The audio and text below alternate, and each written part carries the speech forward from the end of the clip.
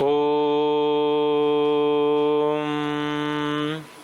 विश्वानि देव सवितर्दुरितानि परासुव यद्भद्रन्तन्न आसुव। आदरणीय आचार्य जी, वानप्रस्थीगण, समादरणीय मातृशक्ति, ब्रह्मचारीगण,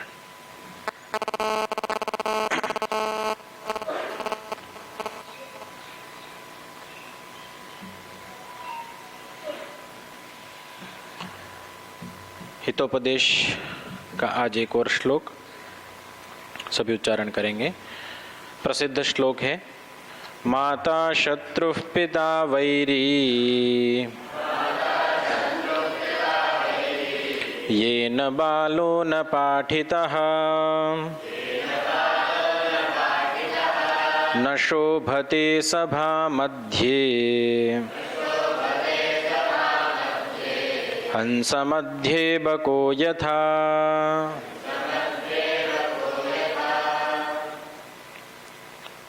हंस को किस किस ने देखा आप लोगों ने?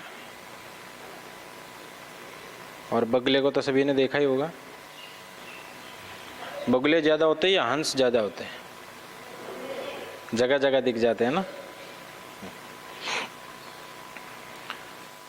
तो कहीं तो बगले की प्रशंसा है, कहीं बगले की निंदा भी है। गुण के आधार पर उसकी कहीं प्रशंसा है और कहीं पर निंदा है।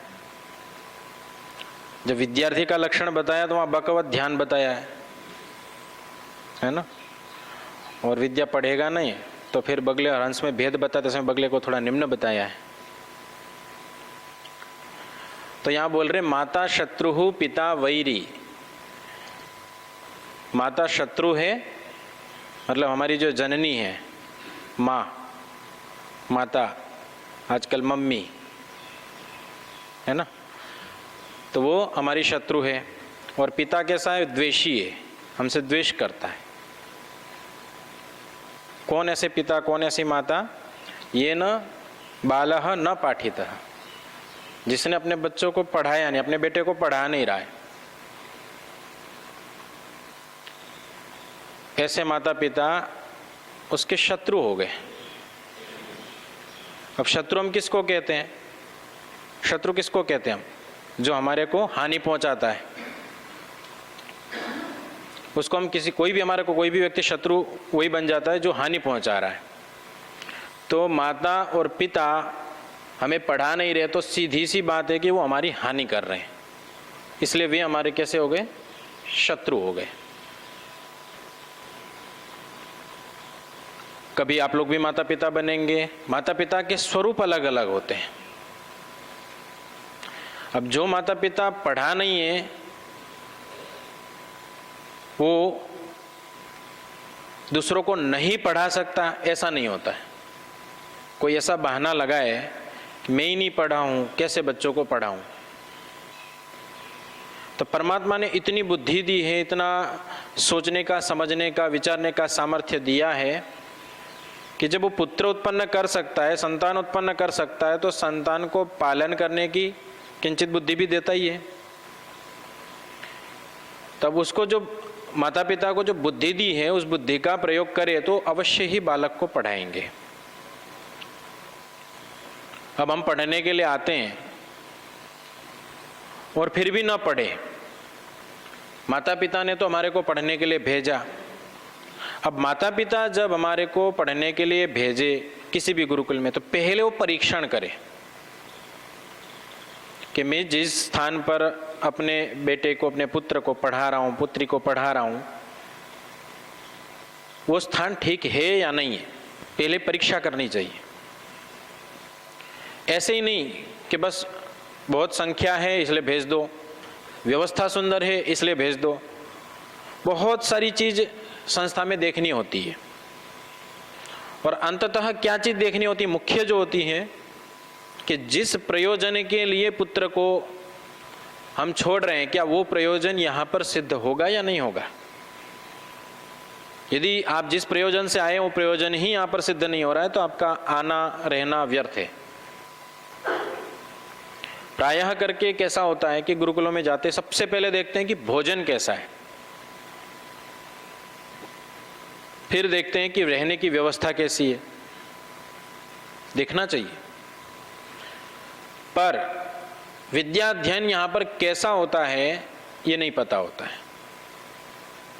ये उन विद्यार्थियों के लिए बात है जहाँ पर महर्षि दयानंद जी ये कहते हैं कि 8 वर्ष के बालक और 8 वर्ष की बालिकाएं पाठशाला में भेज दे जाए। अब उस समय जब भेजे जा रहे हैं, यदि बिना परीक्षण के भेजे जा रहे हैं कि वहाँ आंतरिक दोष कितने हैं वो परीक्षण नहीं किया गया, तो पुत्र आप जो संतान को भेज के गए वो उसी प्रकार की तैयार होगी। अधिक संभावना वही है कि वो लगभग इसी प्रकार बनेंगे। वातावरण खराब है तो उसी प्रकार के रहेंगे। और बीच बीच में परीक्षण करते रहना। संतान को वहां पर भेज दिया है तो इतने में शांत नहीं हो जाना कि बस अब तो भेज दिया हम निवृत्त हो गए। आजकल क्या चलता है, घर में रहेगा तो अतिरिक्त खर्चा आएगा, वहां जाएगा तो कम से कम खर्चा तो बचेगा, पढ़े लिखे जो भी हो कम से कम खर्चा तो बच जाएगा। तो बहुत स्थानों पर इस उद्देश्य से पुत्र भेजे जाते हैं। लेकिन जिनके माता पिता श्रेष्ठ हैं, जो अच्छे विचार रखते हैं और उस विचार से भेजे हैं कि संतान का निर्माण हो, तो उनका कर्तव्य ये भी होता है कि वो बच्चों का बीच बीच में परीक्षण करें कि वो जो विद्या अध्ययन कर रहा है, परीक्षण नहीं करने का सामर्थ्य है कि कर नहीं सकते, पता ही नहीं कि लोग पढ़ क्या रहे, दूसरों से परीक्षण करवाए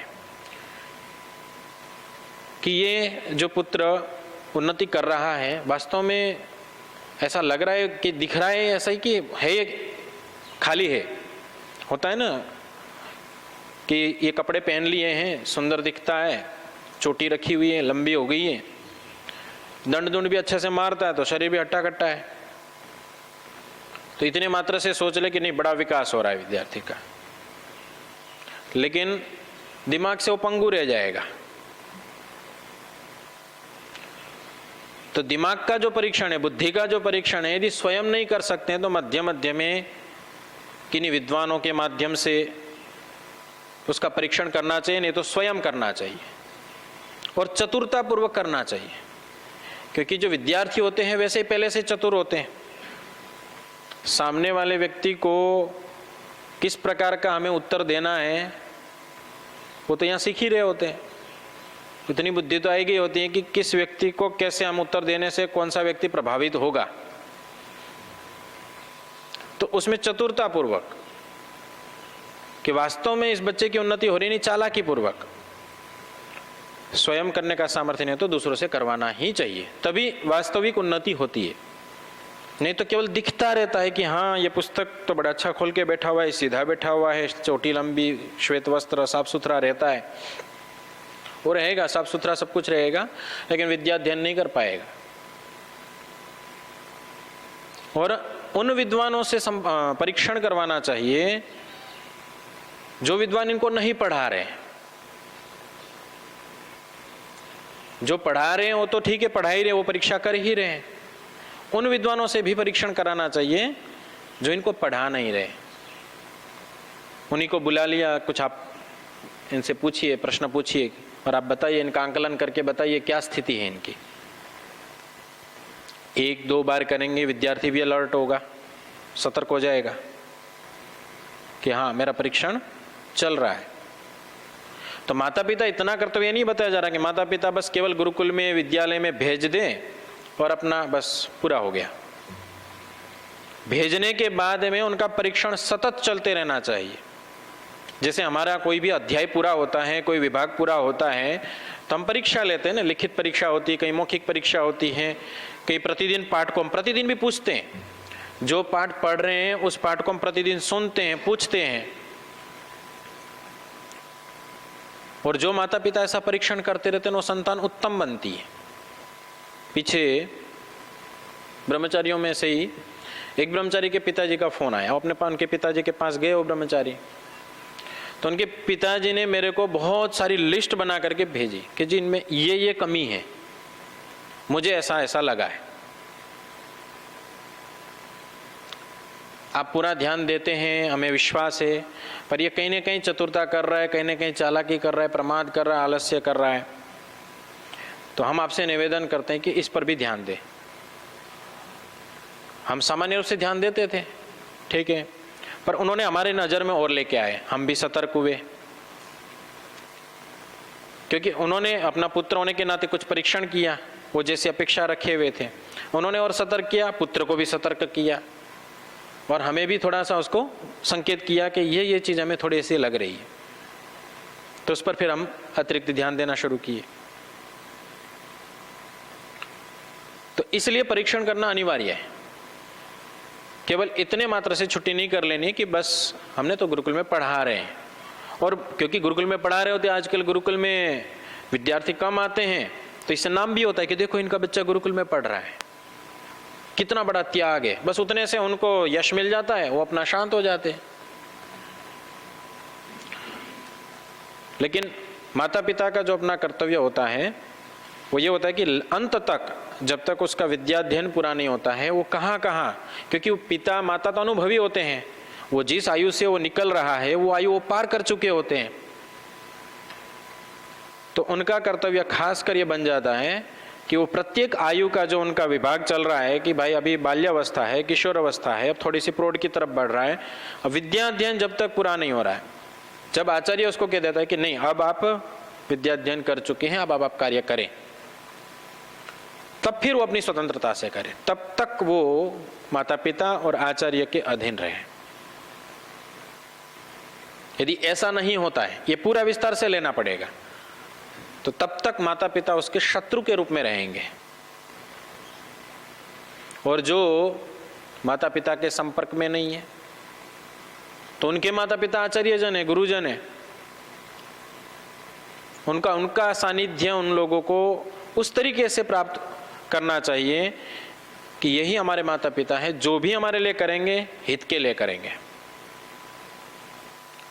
हमारा इसमें भावी सुख होगा, भले अभी कष्ट हो रहा हो। जो छोटा बच्चा होता है, तो छोटे बच्चे को हम जब दवाई पिलाते हैं या कुछ उसको औषधि आदि का कुछ करते हैं, मालिश वगैरह करते हैं, वो नहीं चाहता है, लेकिन उसके रोते हुए भी माता करती है, क्योंकि उसको तो नहीं पता है कि मेरे लिए लाभदायक है, उसको तो उसका टेस्ट जो है वो अच्छा नहीं लग रहा है, बस उस मात्रा से बस वो दूर भाग रहा है, लेकिन माँ फिर भी नहीं छोड़ती, खूब जोर जोर से रोता है, फिर भी मुंह पकड़ करके डाल देती है अंदर। तो यही स्थिति यहाँ पर रहती है। जिनके माता पिता अभी गुरुकुल में परिचित नहीं है, गुरुकुल से परिचित नहीं है, गुरुकुल से जुड़े नहीं हैं और बिना माता पिता की अनुमति के आए हैं, उनका यह कर्तव्य बनता है कि वे आचार्य के प्रति ऐसा भाव रखें कि जैसे कि ये मेरे माता पिता हैं, मेरा अहित नहीं चाहेंगे।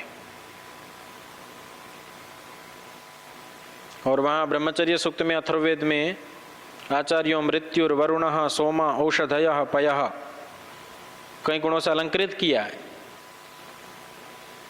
रुद्र भी बोला है, रुलाने वाला है, मृत्यु भी बोला, मारने वाला है। तो वो जो हमारे लिए करेगा, हमारे दुर्गुणों को मारेगा, वो आगे चल करके आपके लिए हितैषी ही होगा, वो आपका अहित नहीं चाहेगा, उसका कोई आपसे द्वेष नहीं होगा। आपने यदि आचार्यत्व उनका स्वीकार किया है तो आपको फिर उनके अनुसार पूर्ण रूपेण चलना ही चाहिए, और ये माता पिता को चलाना चाहिए, आचार्यों को भी चलाना चाहिए। यदि आचार्य भी फिर वही व्यवहार करेगा उनसे, माता पिता के प्रति जैसा बच्चा यहाँ व्यवहार कर रहा था ऐसा यहाँ पे भी यदि करता है, तो वहाँ पे आचार्य भी उसी प्रकार का व्यवहार करता है। और यदि नहीं पढ़ते हैं तो फिर अगली पंक्ति में बता रहे हैं कि विद्यार्थी नहीं पढ़ता है तो क्या होता है, न शोभते सभा मध्य। सभा हो रही है, सभा 3 प्रकार की होती है। कैसी कैसी सभा होती है, किस किस को पता है? 3 प्रकार की सभा होती है।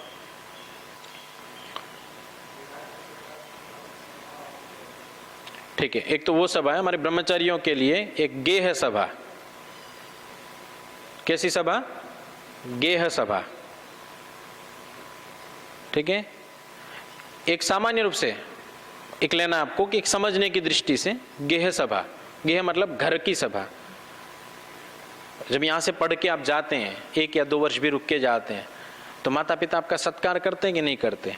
आपकी बातें मानते कि नहीं मानते? सुनेंगे आपकी बात, बहुत ध्यान से सुनेंगे। इतना ही नहीं, आसपास के लोग भी बहुत ध्यान से सुनेंगे, बहुत आकर के देखेंगे, छोटे छोटे बच्चे भी आके देखेंगे। और जिस समय घर पे जाते हैं तो नए नए पकवान भी बनते हैं, खिलाते पिलाते, बड़ा सत्कार होता है। उस समय हमारी वास्तविक विद्वता हम दिखाते हैं, मैं विद्वान हूं।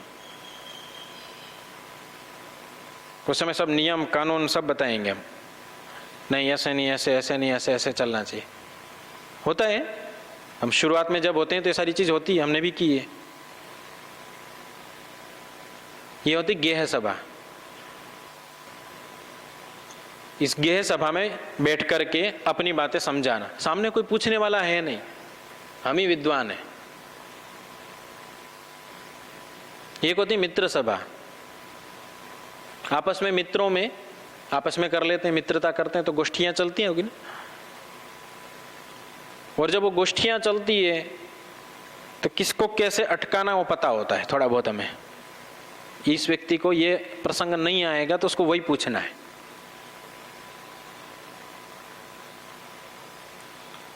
और उसको हम एक दो बार पूछ लेते हैं जब, तब स्थिति कैसी बनती है, अगली बार वो भी हमें सरल पूछता है, हम भी उसको सरल पूछते हैं, तो एक दूसरे का अपमान फिर नहीं होता है। तो मित्र सभा हो गई। एक होती है पंडित सभा, या यूं कह तो पंडित होता है, पंडित पंडितों की सभा में अपना पांडित्य दिखाना। अब आओ, पंडितों के बीच में आकर के अपनी बात रखो, तब आपका वास्तविक परीक्षण होता है। जो विद्वान होते हैं उन विद्वानों के बीच में आप अपनी बात को रखेंगे, तब आपका वास्तविक परीक्षण हो रहा है, तब आप परीक्षा से गुजर रहे हो।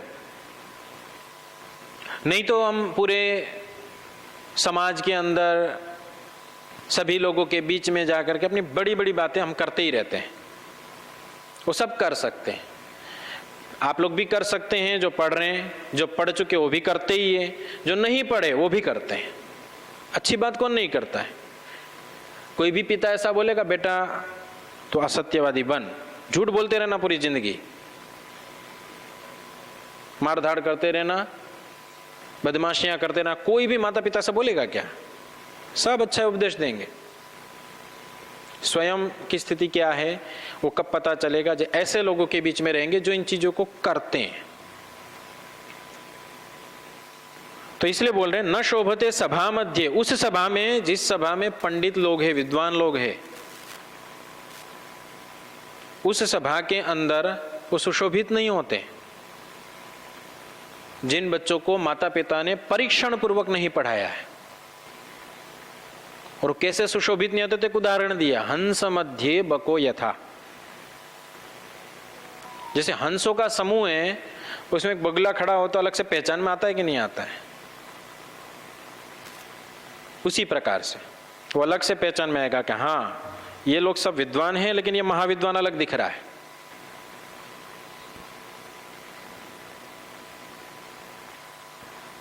और कोई परीक्षण कर रहा है आप लोगों का, विद्यार्थियों का, छात्रों का, जब कोई परीक्षण कर रहा है तो उनको भी विशेष ध्यान देना चाहिए कि मेरी परीक्षा चल रही है, मुझे पूरी सतर्कता पूर्वक चलना चाहिए।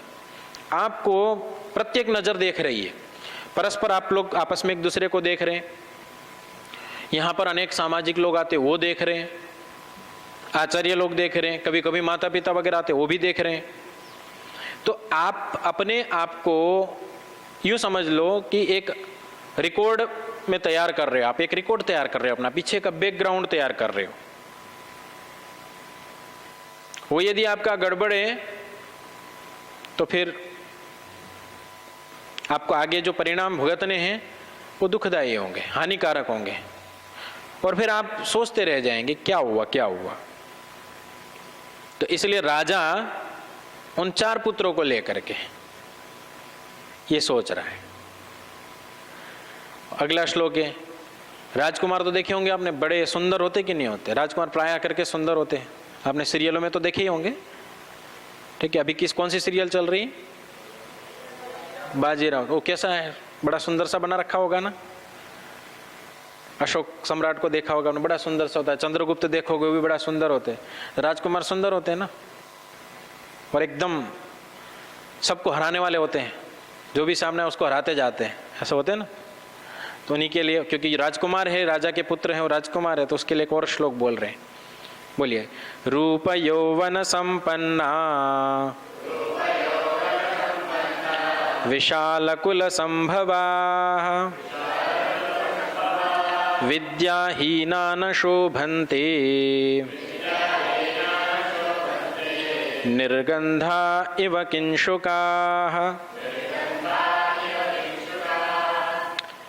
किंशुक उसको बोलते हैं जो टेसू, टेसू जानते हैं?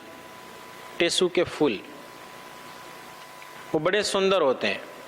वो यदि मान के चलो एक रोड पे लग जाए, मार्ग में कहीं लग जाए दोनों साइड, तो बड़ा सुंदर दिखता है, लेकिन उसमें सुगंध नहीं होती।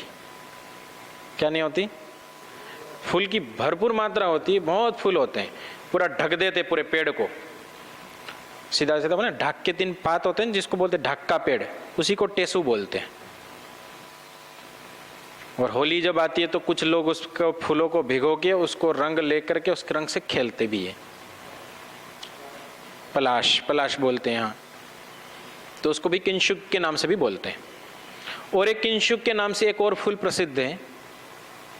प्रायः जहां पर मल होता है वहां पर एक, जैसे कांग्रेस का पौधा, कांग्रेस का घास देखा आप लोगों ने? कांग्रेस घास होता है जिसमें सफेद फूल होता है, उसी तरीके का एक पौधा होता है, उसमें भी पीले रंग के छोटे छोटे फूल लगते हैं, पीले रंग के, ठीक है। और जो उसमें नीचे से कमल जैसे खिलता है ना, उस टाइप के नीचे से पत्ते आते हैं, वो हरे होते हैं, लेकिन वो पत्ते थोड़े हरे अधिक होते हैं, तो इसलिए वो थोड़ा सा रंग जो है तोते से अधिक मिलता है। तो उस फूल, उसमें भी गंध नहीं आती है, बल्कि दुर्गंध अधिक आती है उस फूल के अंदर। उसको भी कुछ लोग किंशुक के नाम से बोलते हैं। शुक के जैसा दिखता है इसलिए बोलते होंगे। वो निर्गंध होते हैं या अच्छी गंध वाले नहीं होते हैं, तो उसी के साथ उपमा दे रखी है। तो पुत्र को लेकर के राजा चिंतन कर रहा है। रूप यौवन संपन्ना, बड़ा सुंदर है, राजकुमार है। आप में भी कौन कौन राजकुमार बनेंगे पता नहीं है ना? तो बहुत सुंदर है। दांत जो है किसी के टेढ़े मेढ़े नहीं है, टूटे फूटे नहीं है, एकदम सीधे दांत आ रखे हैं, मुंह भी ठीक है, आंखें की भौहें सब बहुत सुंदर है। राजकुमार का जैसा होता है ना, ऐसे सुंदर है। और राजकुमार है सामने, वो सुंदर थे, इधर आप लोगों के लिए बोल रहे हैं। तो रूप यौवन संपन्न, और युवावस्था है पूरी। 10 दंड मारो, 20 मारो, 100 मारो, 50, 500 मारो, मारने का सामर्थ्य है, दंड मारने का सामर्थ्य है, और बड़े तपस्या करके उसको कर रहे हैं। पूरी युवावस्था है, बल भी है शरीर में। और युवावस्था में हम सुंदर होते हैं अधिक, ठीक है। बाल्यावस्था में तो होते ही है, युवावस्था में अधिक सुंदरता होती है, उसका महत्व होता है।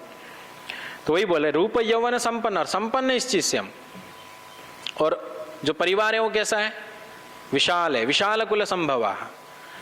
जहाँ परिवार बड़ा होता है ना, और जुड़ा हुआ परिवार होता है, तो वहां अधिक खुशियां होती है, ऐसा बोलते हैं। तो विशाल कुल संभवा, बड़े परिवार वाले हैं। कई भाई हैं, उनके भी कई चाचा ताऊ वगैरह वगैरह होंगे, आप लोगों के भी होंगे। तो कईयों के बड़े कुल होते हैं, बड़े परिवार होते हैं, वो एक दूसरे के सहयोग से अच्छी उन्नति करते हैं। तो रूप यौवन संपन्ना विशाल कुल संभवा, सब कुछ है, धन संपदा सब कुछ है। पर बोले एक चीज नहीं है।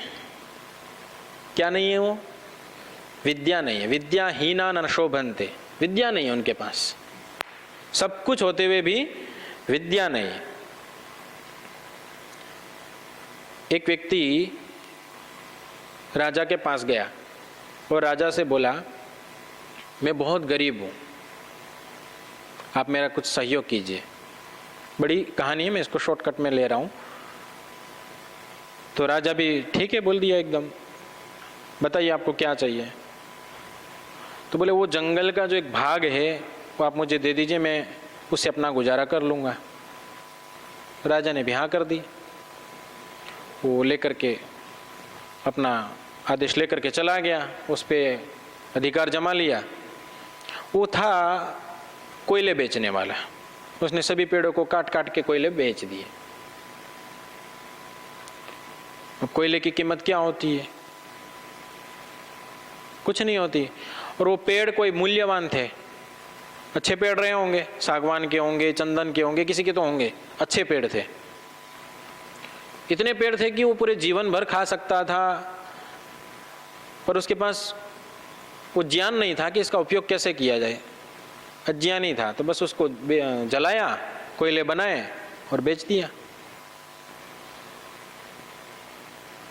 तो हमारे पास धन संपदा खूब है, हम रूपवान भी है, युवा भी है, लेकिन विद्या नहीं है, ज्ञान नहीं है।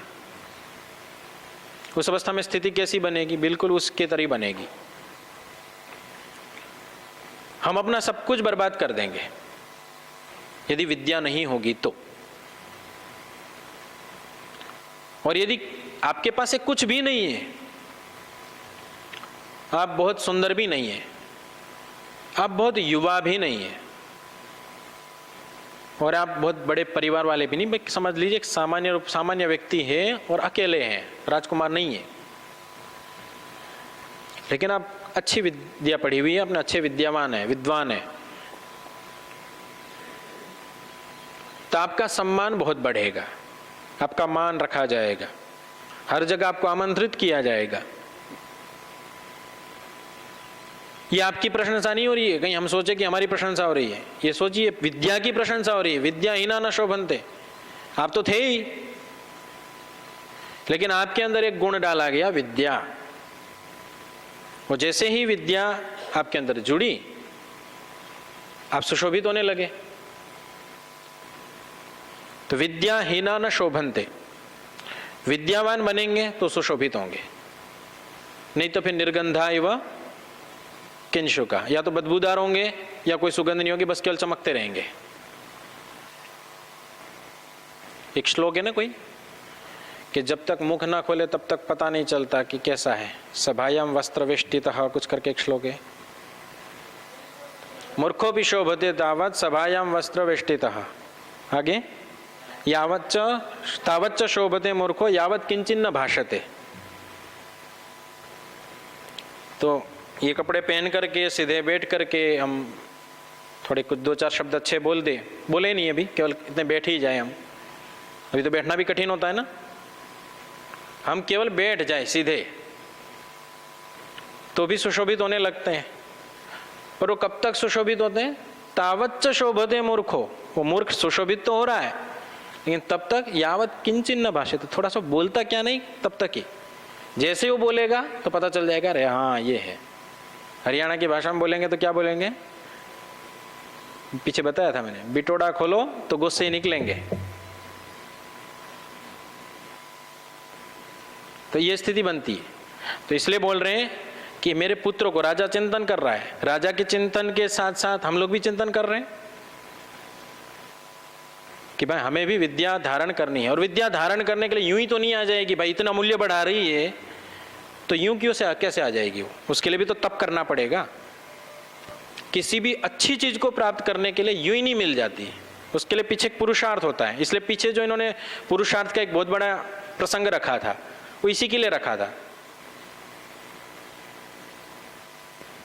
शेर बैठा बैठा ये सोचता रहे कि मेरे मुख में आके प्राणी गिरे, नहीं गिरते, उसके लिए भागना पड़ता है, उसको पुरुषार्थ करना पड़ता है, तब जाकर के वो किसी एक शिकार को प्राप्त करता है। कोई सा भी आप कार्य करेंगे तो उसके पीछे पुरुषार्थ चाहिए। और ये विद्या तो आपको पूरा जीवन आपका सुशोभित कर रही है, तो उस जीवन को सुशोभित कर रहे तो उसको प्राप्ति के लिए कुछ समय तो आपको संघर्ष करना पड़ेगा। वो संघर्ष विभिन्न प्रकार के होते हैं, और उस संघर्षों में हम कोई बहाना नहीं कर सकते कि ये मेरे से सहन नहीं हो रहा, करना ही पड़ेगा यदि विद्या चाहिए तो। राजा राजकुमार को कुछ बनाना चाह रहा है, तो उस ओर चिंतन कर रहा है। आगे का क्या चिंतन होगा फिर आगे अवसर रहेगा, उसमें करेंगे। शांति पाठ। ओम द्यौ शांतिरंतरिक्षं शांतिः पृथिवी शांतिरापः शांतिरोषधयः शांतिः वनस्पतयः शान्तिर्विश्वे देवा शान्तिर्ब्रह्म शान्तिः सर्वं शान्ति शान्तिरेव शान्तिः सामा शान्तिरेधि। ओम शान्ति शान्ति शान्तिः। सर्वेभ्यो नमः।